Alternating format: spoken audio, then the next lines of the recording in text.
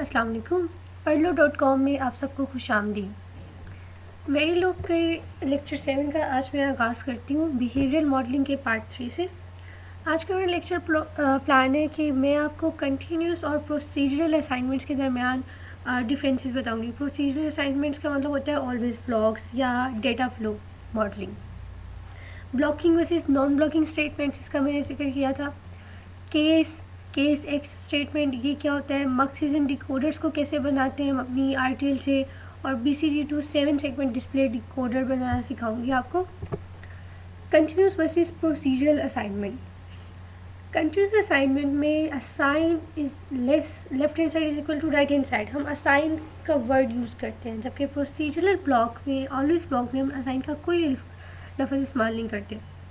Continuous assignment में left hand side should be of type wire, जबकि हमारे always block में हमने उसको रेज डिक्लेयर किया था, यानी कि आउटपुट को रेज डिक्लेयर किया था। This is used in continuous assignment modelling and this is used in procedural blocks और डेटा फ्लो मॉडलिंग या RTL मॉडलिंग भी आप इसको कहते हैं। Executes wherever there is a change in the left hand side right hand side, मतलब जब भी इनपुट चेंज होती है आउटपुट चेंज हो जाती है। कम्बिनेशनल के लिए आप कह सकते हैं। This is sequential, execute sequentially और कंकरेंटली, ठीक है। कंटिन्यूस असाइनमेंट स्टेटमेंट्स का ऑर्डर मैटर नहीं करता, जबकि प्रोसीजरल असाइनमेंट में कभी मैटर करता है, कभी नहीं करता, कभी सीक्वेंस पे डिपेंड करता है। सारी चीज़ें हैं जो इनके मेन फ़र्क है। हमने कंटिन्यूस असाइनमेंट्स यूज़ की थी और हमने प्रोसीजरल असाइनमेंट्स भी यूज़ की थी। अब चलते हैं प्रोसीजरल असाइनमेंट्स की टाइप्स में, कितने किस्म की प्रोसीजरल असाइनमेंट्स होती हैं। तो प्रोसीजरल असाइनमेंट के दो टाइप्स है, blocking assignment and non blocking assignment. Blocking assignment में सिर्फ इक्वलिटी का साइन आता है, नॉन ब्लॉकिंग में ये एक लेस देन का साइन भी आ जाता है। Left hand side should be of type reg, इधर भी सेम है, ये सिक्वेंशली एग्जीक्यूट करती है और ये कंकरेंटली, मतलब at the same time, simultaneously you can say. Order of the blocking statements matter, इसमें ऑर्डर मैटर नहीं करता, इसमें मैटर करता है, यानी कि सीक्वेंस को देखता है। और commonly use for implementing combinational logics. Always blocks के अंदर अगर हमें कॉम्बिनेशनल लॉजिक बनाना हो तब ब्लॉकिंग असाइनमेंट्स यूज़ होती हैं, और अगर सीक्वेंशियल लॉजिक बनाना हो तब आप यूज़ करते हो non blocking assignment. In case of no data dependencies, अगर डेटा डिपेंडेंसीज ना हो तो ब्लॉकिंग और नॉन ब्लॉकिंग स्टेटमेंट्स का आंसर सेम आता है। अब ये नो डेटा डिपेंडेंस क्या होता है ये हम आगे पढ़ते हैं। Okay, statements with data dependencies जो कि डेटा पर डिपेंड करती हैं, ब्लॉकिंग असाइनमेंट और नॉन ब्लॉकिंग असाइनमेंट। अब यहाँ देख रहे हैं, हम ये चाहते हैं कि B को A का डेटा मिल जाए, C को B का और D को C का, यानी कि जो डेटा A में इस वक्त मौजूद है वो B में आ जाए, और जो इस वक्त B में मौजूद है वो C में आ जाए, C वाला D में। लेकिन ब्लॉकिंग असाइनमेंट के केस में क्या होता है, पहले A का डेटा मिलता है B को, फिर B में जो नया डेटा है वो जाके C को मिलता है, उसका B का अपना डेटा नहीं मिलता, मतलब ये शिफ्टिंग हो रही है। जबकि नॉन ब्लॉकिंग असाइनमेंट में क्या होगा कि ये अपने बिहेवियर को सेम रखेगा। A 2 था, A का डेटा B को मिला, साइमल्टेनियसली चेंज आएगा, ये सीक्वेंशली नहीं करेगा, B का C को और C का D को, ठीक है। ये है डेटा डिपेंडेंसीज। अब विदाउट डेटा डिपेंडेंस का क्या मतलब है, यहाँ पर बस इनकी वो क्या कहते हैं, इनकी अरेंजमेंट तरतीब चेंज हुई है। सो इस केस में क्या होगा, B का डेटा A को मिलेगा और B का डेटा वही रहेगा जो उसका पहले था, फिर C का B को मिलेगा, C का वही रहेगा, और C को D का मिलेगा, लेकिन D का ओरिजिनल रहेगा। तो B में भी A आ जाएगा, A में A रहेगा, और A में B आ जाएगा, इनके 3 आ जाएगा, और B में 4 आ जाएगा, C में D का आ जाएगा, ये देखें 3 4 5, और D सेम रहा है। नॉन ब्लॉकिंग के केस में भी, ब्लॉकिंग के केस में भी ये दोनों के रिजल्ट्स सेम आए हैं। ब्लॉकिंग असाइनमेंट की एक एग्जांपल है शिफ्ट रजिस्टर। इसमें क्या होता है कि पॉजिटिव एज ऑफ क्लॉक पर सिक्वेंशियल हमने असाइनमेंट्स लिखी हैं, जैसे मैंने आपको ये बताया था ये शिफ्टिंग हो रही थी। This is the example of shift register. A b a में जा रहा है, सी बी में, डी सी में और ई डी में। इसमें जितनी स्टेटमेंट्स होंगी उतने ही फ्लिप फ्लॉप्स लगेंगे। यहाँ पे 4 स्टेटमेंट्स हैं तो 4 डी फ्लिप फ्लॉप बनेंगे, कैस्केडेड, मतलब एक के बाद एक। ठीक है, इसको जाइलिंग्स पे अगर करें तो ये जाइलिंग्स पे मैंने प्रोग्राम लिखा, इसको मैं सिंथेसाइज करती हूँ।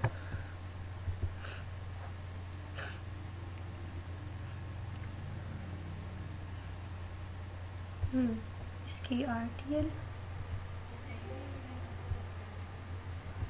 ये इसकी RTL देखिए, 4 flip flops, D flip flops.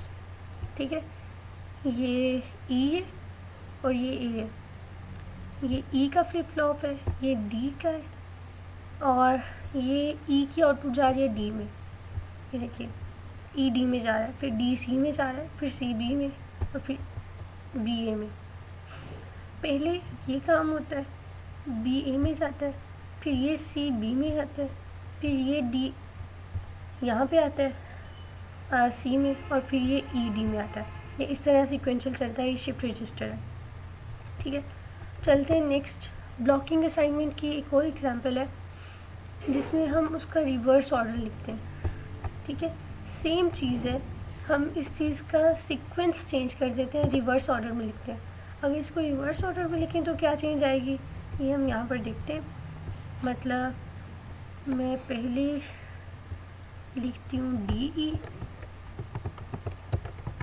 फिर लिखती हूँ CD, देन BC और फिर AB। ठीक है, अब इसका रिज़ल्ट, इसको सोर्सेज में जाइए, सिंथेसाइज करिए।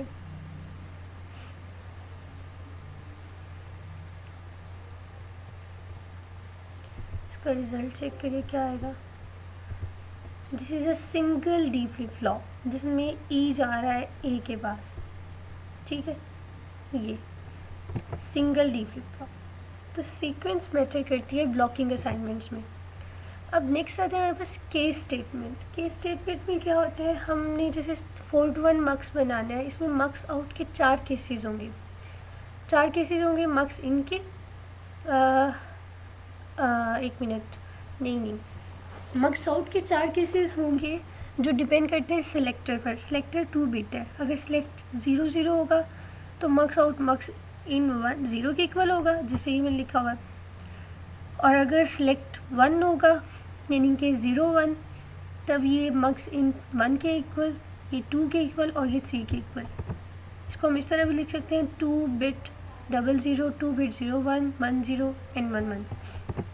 केस स्टेटमेंट क्या होती है, 2 to 1 हम एक ऐसा डिज़ाइन करना चाहते हैं केस स्टेटमेंट्स में कि 2 to 1 with each input of size 32 bits. हम एक ऐसा मक्स बनाना चाहते हैं जो 2 by 1 हो, लेकिन उसकी हर इनपुट 32 बिट की हो। Modify above mux to include an enable signal, हम उसमें एक इनेबल सिग्नल डालेंगे। Use both continuous assignment and procedural block. Decoder बनाएंगे, डिकोडर मैं आपको बता दूंगी और इनकोडर आप खुद बनाएंगे। ये हमारे पास केस स्टेटमेंट और डिज़ाइन एग्जाम्पल्स। मक्स 2 to 1 32 बिट, इसमें क्या है, एक मक्स इन 1 है और एक 0 है, एक मक्स आउट है और एक सिलेक्टर है। दोनों इनपुट्स 32 बिट्स की हैं। ये हमारा सिलेक्टर है जो कि 1 बिट का है, ये आउटपुट है वो भी 32 बिट की है। और इसको हमने रेज क्यों बनाया, क्योंकि हम ऑलवेज ब्लॉक यूज़ कर रहे हैं। अब ये लेवल सेंसिटिव है, एज सेंसिटिव नहीं है, इसलिए हमने क्लॉक नहीं यूज़ किया, मक्स इन और सिलेक्ट यूज़ किया। बिगिन केस सिलेक्ट, अगर 0 होगा तब ये कोई मुश्किल मसला नहीं है, इसमें बस हमने यहाँ पर उसकी विड्थ बढ़ा दी है, इसलिए बाकी सारा केस वही है। अब ये देखिए, इसको हम ऐसे भी लिख सकते हैं, अगर हम इसमें इनेबल डाल दें, यहाँ पे गलती की है कि इनेबल यहाँ पे भी लिखना होगा आपको। ठीक है, और इनपुट इनेबल भी कहना होगा, वरना आपका प्रोग्राम एरर दे देगा।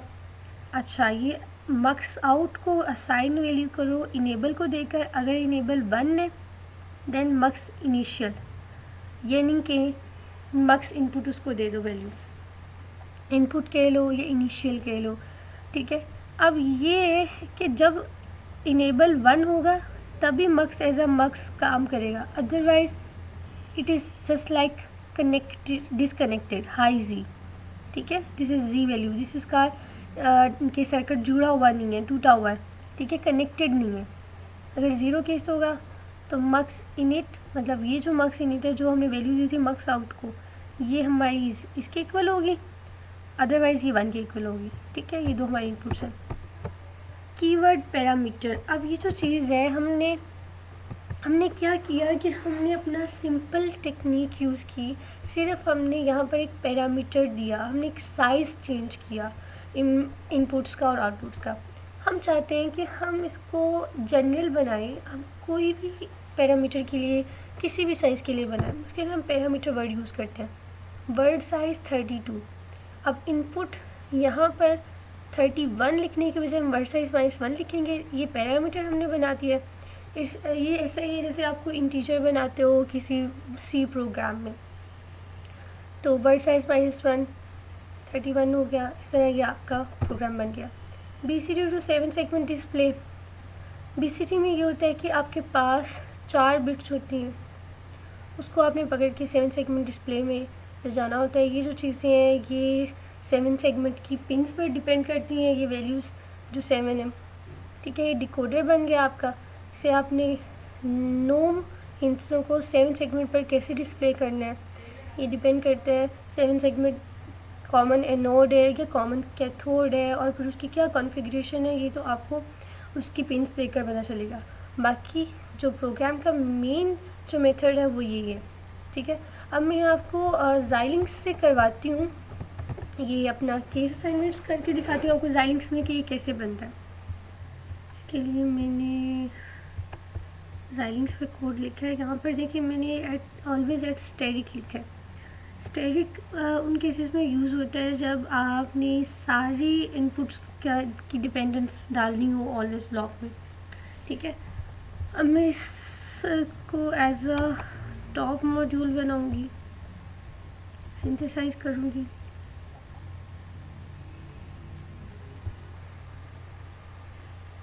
और इसकी RTL देखूंगी। ये देखिए उसने 32 मक्सीज लगाए हैं। अगर मैं एक मक्स को देखूं तो ये देखिए 12th बिट, ये 0th बिट मक्स है, 1 बिट, 2 बिट। असल में ये एक मक्स बना था।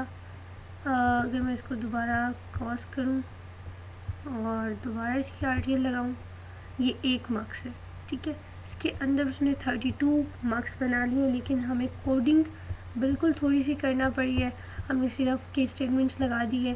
बिहेवियरल मॉडलिंग का यही तो फ़ायदा होता है कि आपका टाइम बन जाता है, लेकिन चीज़ वही बनती है जो आप चाहते हैं। आज के लिए इतना ही बहुत है, इसको देखिएगा और करिएगा। मिलते हैं अपने अगले लेक्चर के साथ नेक्स्ट टाइम, तब तक के लिए अल्लाह हाफ़िज़।